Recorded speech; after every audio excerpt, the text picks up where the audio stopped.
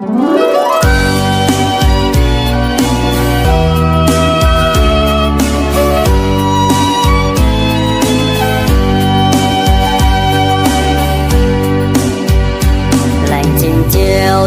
mới tai buồn như châu tỏi buồn mùa trong chiến đêm nay nóm bám kên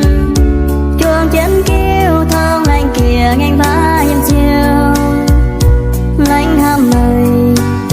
giờ liều dễ rơi